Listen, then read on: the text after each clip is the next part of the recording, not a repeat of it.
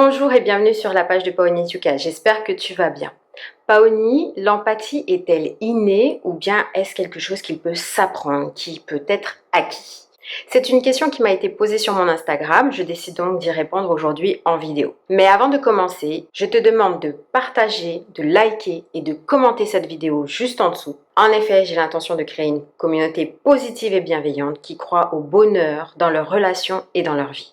Alors je compte sur toi, like, partage et commente cette vidéo juste en dessous. L'empathie est-elle innée ou bien est-ce quelque chose qui peut s'apprendre et se développer? Tout d'abord, je souhaite rappeler que l'empathie est cette aptitude à percevoir les états internes d'autrui. Si tu veux plus d'informations sur le sujet, je t'invite à visualiser ma vidéo précédente dont j'ai mis le lien juste en dessous. Ainsi, l'hyperempathie est cette aptitude à percevoir les émotions, les réflexions et les cheminements émotionnels et mentaux d'autrui. Pour pouvoir comprendre si l'empathie est innée, il existe deux scientifiques célèbres qui apportent des éléments de réponse. Une en Allemagne et une aux États-Unis, qui ont voulu tester l'empathie chez les tout-petits. En Allemagne, l'expérience de Michael Tomasello et Felix Warneken de l'Institut Planck ont mis en évidence le caractère spontané de l'empathie à travers des enfants qui avaient entre 10 et 14 mois. En effet, ces enfants étaient confrontés à un adulte inconnu qui était en difficulté. Et on a constaté que spontanément, ces petits venaient en aide en ramassant un objet ou en ouvrant une porte. Par ailleurs, aux États-Unis, Paul Bloom a dirigé une étude scientifique devenue célèbre qui souhaitait montrer si la notion de bien et de mal existait chez les tout-petits. En effet, il a utilisé des marionnettes qu'il a mis en scène avec des scénarios dans lesquels il y avait des marionnettes hostiles et des marionnettes aidantes. Et on constate que dès l'âge de 6 mois, les petits préfèrent se diriger et choisir les marionnettes aidantes et s'éloigner des marionnettes hostiles. Je te mets les liens juste en dessous pour que tu puisses visualiser ces deux expériences célèbres. L'explication de notre empathie innée trouve son origine dans les neurones miroirs. Ces neurones miroirs ont été découverts par Giacomo Rizzolatti. Il s'agit d'une zone du cerveau qui va s'activer lorsque nous faisons l'action nous-mêmes. Donc je donne l'exemple du bâillement. Quand je bâille, une certaine zone de mon cerveau s'active, mais aussi cette même zone s'active quand je ne bâille pas, mais que je vois quelqu'un d'autre bâiller. C'est comme si dans mon cerveau, c'était moi qui bâillais. Ou même, on va même plus loin que ça, les études montrent que cette même zone du cerveau du bâillement va s'activer si et seulement si je la visualise. Je me visualise en train de faire un bâillement. D'où le terme miroir. En neurosciences, les neurones miroirs joueraient un rôle fondamental dans l'apprentissage par imitation, mais également dans les processus affectifs et émotionnels, dont l'empathie. Sachez que quand on ressent de l'empathie, on sécrète de l'ocytocine, qui est la molécule de l'affection. Cela augmente notre sensation de bien-être et donc on se sent beaucoup plus connecté aux autres. Ainsi, l'empathie fait partie de nos gènes, de nos neurones et de notre biochimie. Pour la survie de l'espèce, il est important que nous nous sentions en lien et connectés les uns avec les autres. Je m'explique.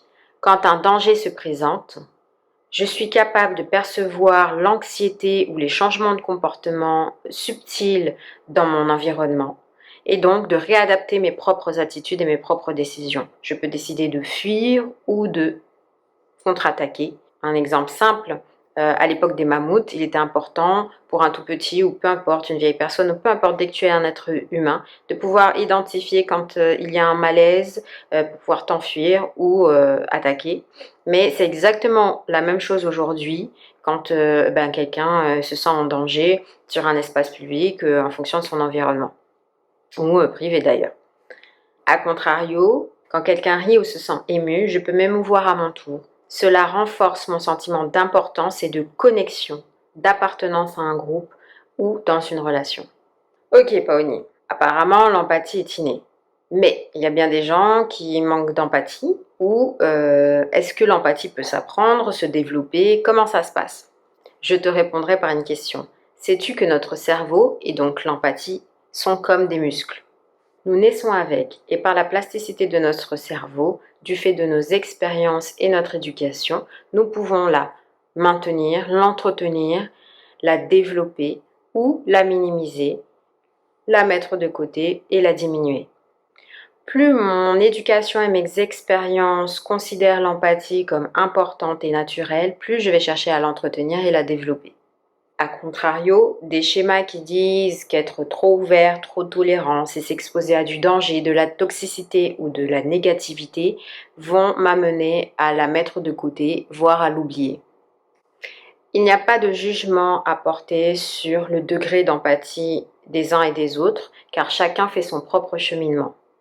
Le plus important, c'est avant tout d'être heureux avec soi-même en premier. Pour conclure, je dirais que si l'empathie est a priori innée, il est important de la développer, de la maintenir et de l'entretenir au travers ses expériences et son éducation. C'est sa propre éducation avec soi-même une fois qu'on n'est plus sous la tutelle de nos parents, avec notre programmation mentale, de se dire des choses positives sur l'empathie, sur le rapport à l'autre et sur ses émotions.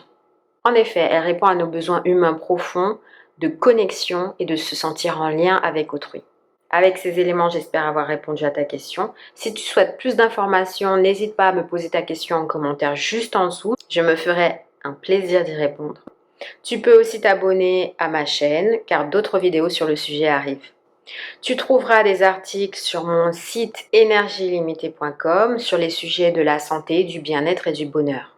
Et n'oublie pas, like, partage et commente cette vidéo pour pouvoir participer à la communauté positive et bienveillante qui croit au bonheur dans ses relations et dans sa vie.